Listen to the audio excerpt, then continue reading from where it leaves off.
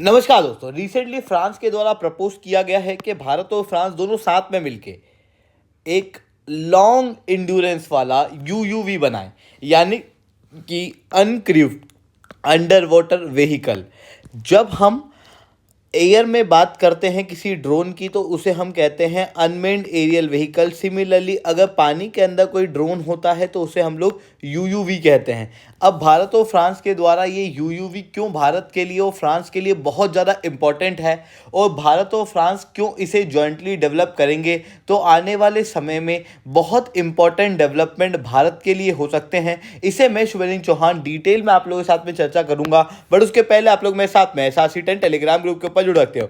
मेरे क्लास की update, PPT, PDF सब कुछ आपको मिल जाएगी। यूपीएससी सीएससी की तैयारी करना, इंडिया के टॉप एजुकेटर से ऑफलाइन क्लास के अंदर पढ़ना है तो आप लोगों के पास में अच्छा मौका है। अनअकैडमी अब केवल ऑनलाइन ही रहा, अनअकैडमी अब ऑफलाइन भी आ चुका है। दिल्ली के करोल बाग, मुखर्जी नगर, प्रयागराज के सिविल लाइंस और बिहार के पटना के अंदर ऑलरेडी हमारे सेंटर्स खोले जा चुके हैं, जहां पर इंडिया के ये टॉप एजुकेटर्स आप लोगों को ऑफलाइन क्लासेस के अंदर कंप्रहेंसिव यूपीएससी सीएससी की तैयारी कराएंगे। साथ में आप लोगों को 1-on-1 मेंटरशिप देंगे, वो भी एक ऐसे प्लेटफॉर्म से जो सबसे ज़्यादा रिलायबल है। यूपीएससी सीएससी 2023 के अंदर इंडिया के बेस्ट रिजल्ट अनअकैडमी द्वारा दिए गए थे, जहां पर टॉप 10 में 4 बच्चे, टॉप 20 में 10 बच्चे और टोटल 315 बच्चे अनअकैडमी से क्वालिफाई हुए थे। इसके अलावा अगर आपको स्टेट पीएससी की तैयारी करना है तो भी आप हमारे ऑफलाइन सेंटर के अंदर जुड़ सकते हो। यूपी पीएससी के लिए आप प्रयागराज वाले सेंटर पे और बीपीएससी के लिए आप पटना वाले सेंटर के ऊपर हमारे साथ में जुड़ सकते हो। इसके अलावा देखिए दोस्तों, अगर आप हर बार प्रीलिम्स में अटक जा रहे हो या फिर इस बार आप पहली बार प्रीलिम्स दे रहे हो पर आपको प्रीलिम्स में डर लग रहा है, तो देखो आपने एक चीज़ को ऑब्जर्व किया होगा कि जिन लोगों का एक बार प्रीलिम्स क्वालिफाई हो जाता है वो हर बार प्रीलिम्स को क्वालिफाई करते जाते हैं, क्योंकि प्रीलिम्स को क्वालिफाई करने की ट्रिक है जिसके माध्यम से आप 20 मार्क्स डायरेक्ट बढ़ा सकते हैं दूसरे बच्चों के मुकाबले। यही ट्रिक उस बच्चे को समझ में आ जाती है, इस कारण से वो हर बार प्रीलिम्स को क्वालिफाई करता जाता है। इन्हीं ट्रिक्स को मैं शिवलिंग चौहान आप लोगों के साथ में साझा करूंगा 23 अक्टूबर के दिन शाम को 5 बजे।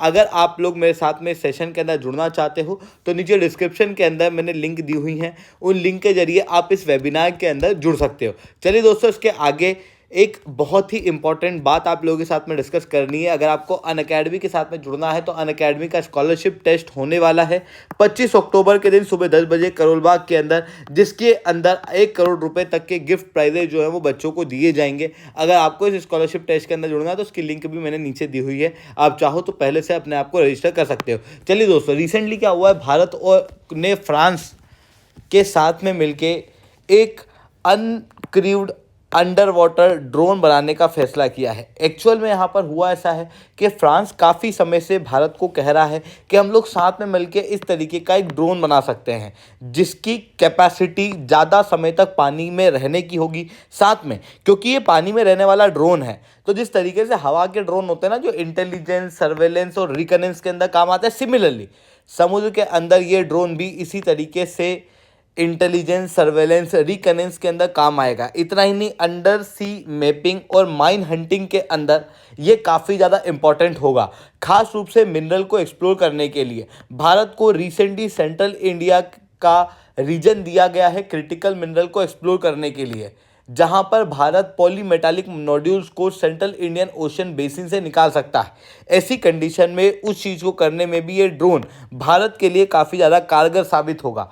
इस ड्रोन की साइज एक फाइटर जेट के बराबर होगी, जो दूसरे ड्रोन्स के लिए, मतलब दूसरे अंडर वाटर ड्रोन जो होते हैं ना, उनके लिए ये मदर ड्रोन की तरह काम करेगा। मतलब क्या कि इसके अंदर कई सारे और सेगमेंट होंगे जहां पर आप छोटे छोटे ड्रोन डाल सकते हो।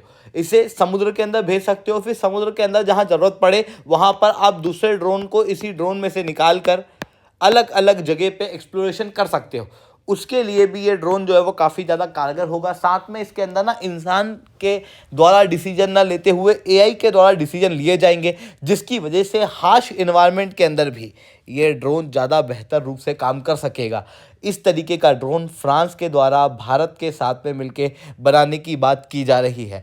अब भारत के लिए ये जो ऑफ़र है ये अपने आप में बहुत इंपॉर्टेंट है, क्योंकि भारत पहले भी इस तरीके के ड्रोन बनाने का प्रयास कर रहा था। जब अगर हम फ्रांस के साथ में ये ड्रोन बनाएंगे तो फिर भारत को फ्रांस की एक्सपर्टाइज मिलेगी। इतना नहीं, फ्रांस ने ऑफर किया है कि वो 100% टेक्नोलॉजी ट्रांसफ़र करेंगे, जिसकी वजह से भारत को इस तरीके के ड्रोन बनाने के अंदर भविष्य में काफ़ी ज़्यादा मदद मिलने वाली है।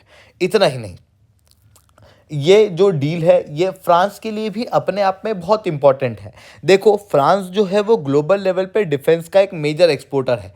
इवन भारत को भी दूसरे सबसे ज़्यादा अमाउंट में डिफेंस सप्लाई कोई करता है तो वो फ्रांस करता है। अब फ्रांस ने एक समय पे ऑस्ट्रेलिया के साथ में डील साइन की थी न्यूक्लियर पावर सबमरीन को सप्लाई करने की, बट ऑस्ट्रेलिया ने यूनिलेटरली इस डील को तोड़ दिया और ऑकस को ज्वाइन कर लिया, जहां पर यूके और यूएस द्वारा ऑस्ट्रेलिया को इस तरीके की न्यूक्लियर पावर सबमरीन सप्लाई करने की बात की गई, जिसकी वजह से फ्रांस का नुकसान हुआ था, क्योंकि फ्रांस ने वो जो न्यूक्लियर पावर सबमरीन है वो काफ़ी हद तक बना ली थी। ऐसी कंडीशन में ग्लोबल लेवल पे ऐसा माना जा रहा था कि भारत जो ऑलरेडी न्यूक्लियर पावर सबमरीन को डेवलप करना चाहता है वो फ्रांस से इन सबमरीन को ले सकता है, क्योंकि भारत का प्रोजेक्ट 75I जो है वो ऑलरेडी अटका हुआ है और हम लोग कोशिश कर रहे हैं कि हम कुछ सबमरीन न्यूक्लियर पावर जो है वो किसी और देश से खरीद लें। ऐसी कंडीशन में भारत और फ्रांस के अगर यही डिफेंस के रिलेशन और डीपन होते हैं तो आने वाले समय में भारत हो सकता है कि वो न्यूक्लियर पावर सबमरीन को भी खरीद ले, जो कि आप क्लियरली यहाँ पर देख सकते हो कि जब भारत के प्राइम मिनिस्टर फ्रांस के लीडर से मिले थे तो उस समय पर न्यूक्लियर पावर सबमरीन के साथ में ड्रोन की बात की गई थी।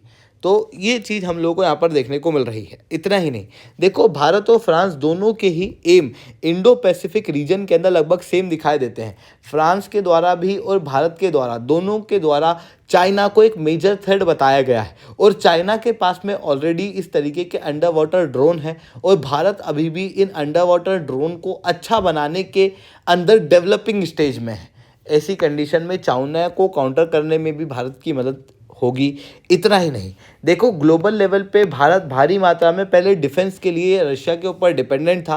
अब भारत अपने डिफेंस के इंपोर्ट को डिवाइड कर रहा है, डाइवर्सिफाई कर रहा है और फ्रांस के ऊपर अपनी डिपेंडेंसी को बढ़ा रहा है। जब फ्रांस के ऊपर हम अपनी डिपेंडेंसी को बढ़ा रहे हैं तो इस बीच में भारत के डिफेंस इंपोर्ट की वजह से काफ़ी ज़्यादा खर्चा होता है और भारत के करंट अकाउंट डेफिसिट के ऊपर प्रेशर पड़ता है। अब भारत यहाँ पर ये भी कर सकता है कि जब ये ड्रोन बना रहे हैं तो ये ड्रोन भारत के अंदर डेवलप हो, फ्रांस के साथ में मिलके, जिसकी वजह से भारत के इंडिजिनाइजेशन प्रोग्राम के अंदर भी मदद मिल सकती है। इवन भारत का जो डीप ओशन मिशन है, जिसके तहत हम लोगों ने मत्स्य 6000 को बनाया था, मत्स्य 6000 6000 मीटर तक समुद्र के अंदर 3 ह्यूमन बींग को ले जा सकता है और अंदर जाके समुद्र के अंदर रिसर्च वगैरह कर सकता है। एक बार में ये 12 घंटे तक समुद्र के अंदर रह सकता है। अगर इमरजेंसी की सिचुएशन है तो लगभग 96 आवर तक ये समुद्र के अंदर ले सकता है। हम इससे एक बेहतर स्टेज पे जा रहे हैं, क्योंकि ये जो मत्स्य 6000 है ये मेन डीप ओशन मिशन है, पर अगर हम अनमेन डीप ओशन मिशन की बात करें तो उसके लिए फ्रांस के साथ में कोलैबोरेशन करना भारत के लिए काफ़ी ज़्यादा कारगर हो सकता है, क्योंकि भारत और फ्रांस इन दोनों के जो ओवरऑल जियोपॉलिटिकल एम है वो लगभग सेम दिखाई दे रहे हैं। चाहे India middle east economic corridor हो, चाहे रेड सी का इशू हो, चाहे आप दूसरी जगह देख सकते हो। हालांकि भारत और फ्रांस के बीच में सारी चीज़ें बिल्कुल एकदम स्मूथ नहीं है, क्योंकि फ्रांस और भारत के बीच में रशिया यूक्रेन वॉर को लेके अभी भी डिवाइड देखने को मिलता है। भारत और फ्रांस के बीच में अभी भी चाइना के इशू को लेके डिवाइड देखने को मिलता है। भारत और फ्रांस दोनों ही टेररिज्म को अलग अलग मानते हैं। ऐसी कंडीशन के अंदर भारत और फ्रांस के हालांकि एम कुछ जगहों पे अलग हो सकते हैं, क्योंकि ऑब्वियसली अगर दो अलग देश होंगे तो उनके एम अलग होंगे, बट इस तरीके के कॉपरेशन के माध्यम से भारत और फ्रांस के ओवरऑल रिलेशन लॉन्ग टर्म के अंदर और ज़्यादा डीपन होते हुए दिखाई देंगे। आई होप ये बातें आप लोगों को समझ में आई होंगी। लेक्चर अच्छा लगा तो लाइक करना, लेक्चर बहुत अच्छा लगा हो तो नीचे साथ कमेंट करना। अगर आपको अनअकैडमी पे हमारी ऑफलाइन क्लास के अंदर जुड़ना है तो आप लोगों के पास में अच्छा मौका है। अनअकैडमी अब केवल ऑनलाइन ही रहा है, अनअकैडमी अब ऑफलाइन भी आ चुका है।